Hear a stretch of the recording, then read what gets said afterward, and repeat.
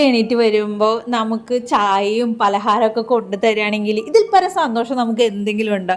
പ്രത്യേകിച്ച് അത് അമ്മ തന്നെ കൊണ്ടു തരുവാണെങ്കിൽ. എൻ്റെ വീട്ടിൽ ഇത് തന്നെയാണ് കേട്ടോ അവസ്ഥ. കാലത്ത് എണീറ്റ് ബ്രഷ് ചെയ്ത് വരുമ്പോൾ അമ്മ എന്തായാലും എൻ്റെ മുന്നിൽ ചായയും അതിനുള്ള കടിയും കൊണ്ടുവച്ചിട്ടുണ്ടാവും. അത് അമ്മയുടെ കൈ കൊണ്ട് തന്നെ കിട്ടണമെന്ന് എനിക്ക് നിർബന്ധമാണ് കേട്ടോ. അപ്പോൾ അതേപോലെ കാലത്ത് കൊണ്ടുവരുന്ന ഒരു പലഹാരത്തിലൊന്നാണ് കേട്ടോ ചക്ക കൊണ്ടുള്ള അട. അപ്പോൾ ചക്ക ഞങ്ങൾക്ക് സീസൺ ടൈമിൽ കിട്ടുമ്പോൾ ഞാൻ ഒത്തിരി അധികം ചക്ക കൊണ്ടുവയ്ക്കാറുണ്ട്. അപ്പോൾ ആ സമയത്ത് ചക്ക കൊണ്ടുള്ള പരിപാടികൾ മാത്രമേ ഉള്ളൂ കേട്ടോ. അപ്പോൾ അതേപോലത്തെ ഒരു ചക്കയുടെ ഒരു ഐറ്റമാണ് ചക്കട.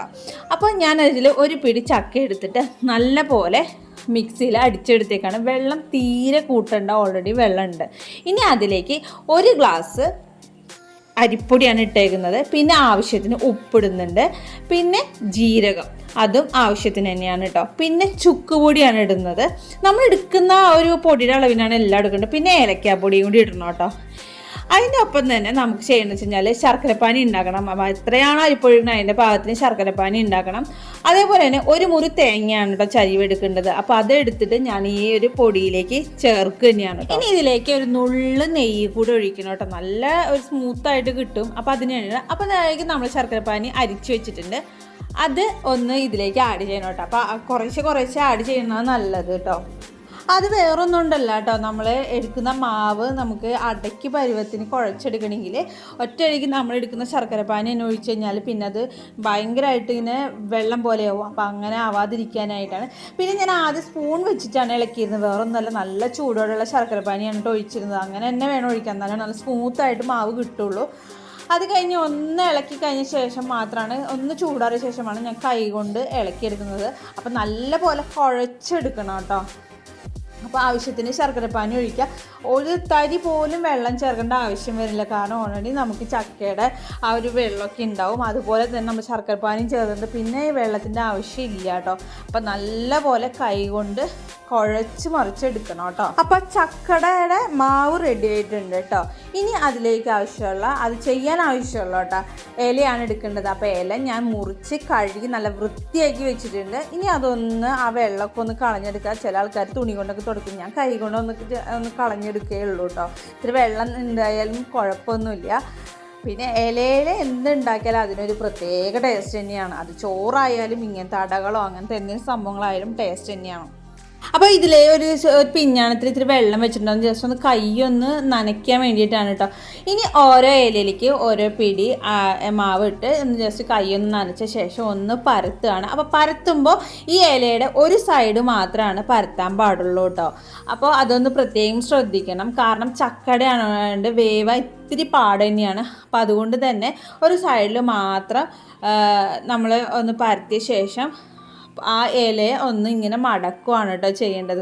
അതിപ്പോൾ ഞാൻ കാണിക്കുമ്പോൾ അത് മനസ്സിലാവുന്നുണ്ടല്ലോ. അപ്പോൾ ഇതേപോലെ ചെയ്തിട്ട് അതിന് ശേഷം എന്താ വെച്ച് കഴിഞ്ഞാൽ കൈ കൊണ്ട് നല്ല പോലെ പ്രസ് ചെയ്യുക കേട്ടോ വേണ്ടത്. അപ്പോൾ നല്ല പോലെ പ്രസ് ചെയ്യണം കേട്ടോ. അങ്ങനെ ഓരോന്നോരോന്നായിട്ട് ചെയ്യാണ് വേണ്ടത്. അട എന്ന് പറഞ്ഞു കഴിഞ്ഞാൽ സാധാ അരിപ്പൊടിയുടെ അട തന്നെ അത്യാവശ്യം നല്ല ടേസ്റ്റ് തന്നെയാണ്. അപ്പോൾ പിന്നെ ഈ ഒരു ചക്കയും കൂടി ഇട്ടിട്ടുള്ള ഒരു അടയാണെങ്കിലുള്ള ഒരു ടേസ്റ്റ് എന്തായിരിക്കും എന്ന് ആലോചിച്ച് നോക്കിക്കേ. അപ്പോൾ ഞാനിത് ഓരോന്നോരോന്നായിട്ട് ചെയ്യാണ് കേട്ടോ. അപ്പോൾ ഞാൻ ഇത് അമ്മ ഉണ്ടാക്കണ കണ്ടിട്ടുണ്ടെന്നല്ലാതെ ഞാൻ ഇതുവരെ ചെയ്തിട്ടുണ്ടായിരുന്നില്ല. അതുകൊണ്ട് തന്നെ ഞാൻ അമ്മയോട് ചോദിച്ചിട്ട് തന്നെയാണ് ഇതെല്ലാം ചെയ്തത് കേട്ടോ.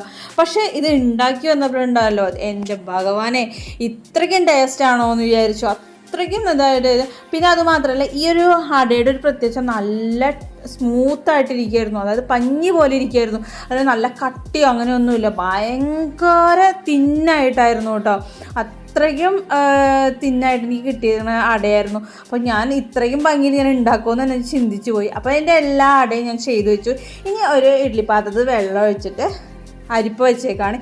ഇനി ഓരോന്നോരോന്നായിട്ട് നല്ല ഭംഗിയിൽ ഒതുക്കി വെക്കുകയാണ് കേട്ടോ. ഇത് നമുക്ക് ഇഡ്ഡലി പാത്രത്തിൽ വെള്ളം ചൂടാക്കിയ ശേഷം അരിപ്പ വെച്ചിട്ട് ചെയ്യണമെങ്കിൽ ചെയ്യാം കേട്ടോ. ഞാനപ്പോൾ ഇങ്ങനെ ചെയ്തിട്ട് നല്ലപോലെ എല്ലാം ശരിയാക്കി വെച്ചിട്ട് അടച്ചിട്ട് ഞാൻ ഒരുമിച്ചാണ് വേവിക്കാൻ വെക്കാറുള്ളത്.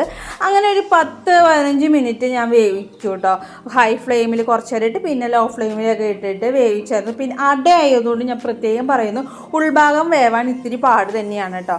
അപ്പോൾ ഇതിത്തിരി കട്ടി കുറച്ചാണ് ചെയ്തതെങ്കിലും വേവാൻ ഇത്തിരി പാട് തന്നെയായിരുന്നു. പിന്നെ ഒരു 5 മിനിറ്റ് വെച്ചിട്ടാണ് എനിക്കിന്ന് വെന്ത് കിട്ടിയത് കേട്ടോ. വളരെ ചെറിയൊരു ടൈമിനുള്ളിൽ തന്നെ നമുക്ക് കാലത്തൊക്കെ ഉണ്ടാക്കിയെടുക്കാൻ പറ്റുന്ന നല്ല സൂപ്പറായിട്ടുള്ള ഒരു അടയും കൂടിയാണ് കേട്ടോ. ചക്ക സീസണൊക്കെ ആയിക്കഴിഞ്ഞാൽ ചക്കയൊക്കെ കിട്ടുവാണെങ്കിൽ ഇതേപോലെയൊക്കെ ഒന്ന് ഉണ്ടാക്കി നോക്കിക്കോളൂ കേട്ടോ. അപ്പോൾ ചക്ക വരട്ടിയതല്ലാതെ നമുക്ക് ചക്ക ചുള പറിച്ചെടുത്തിട്ട് ആ കുരുവൊക്കെ കളഞ്ഞിട്ട് അങ്ങനെ തന്നെ മിക്സിയിലെ ജാറിൽ ഇട്ടിട്ട് ഒരു പിടി എടുത്താൽ മതിയാവും. ഞാനിപ്പോൾ ഒരു ബൗളേ എടുത്തിട്ടുള്ളൂ. അത് നമുക്ക് ആവശ്യത്തിന് എടുക്കുക. ചക്ക എത്ര കൂടിയാലും അത്രയും ടേസ്റ്റാണ് അടക്കിട്ടോ. അട മാത്രമല്ല ഇതേപോലെ ഒരുപാട് പലഹാരങ്ങളുണ്ട്. അപ്പോൾ ഇത് ഞാൻ 1 by 1 ആയിട്ട് തന്നെ ഇതിലേക്ക് അപ്ലോഡ് ചെയ്യാം കേട്ടോ. അപ്പോൾ ഇത് എല്ലാവർക്കും ഇഷ്ടപ്പെട്ടു എന്ന് വിചാരിക്കുന്നു. ഇത് ട്രൈ ചെയ്യാനായിട്ട് മറക്കരുത്. നമ്മുടെ കുഞ്ഞുങ്ങൾക്കൊക്കെ ഉണ്ടാക്കി കൊടുത്ത് നോക്കിക്കോളോട്ടോ. അത്രയും ടേസ്റ്റാണ്. അപ്പോൾ ഇതിൻ്റെ അഭിപ്രായങ്ങളൊക്കെ കമൻറ്റ് ബോക്സിൽ അറിയിക്കാൻ മറക്കല്ലേ.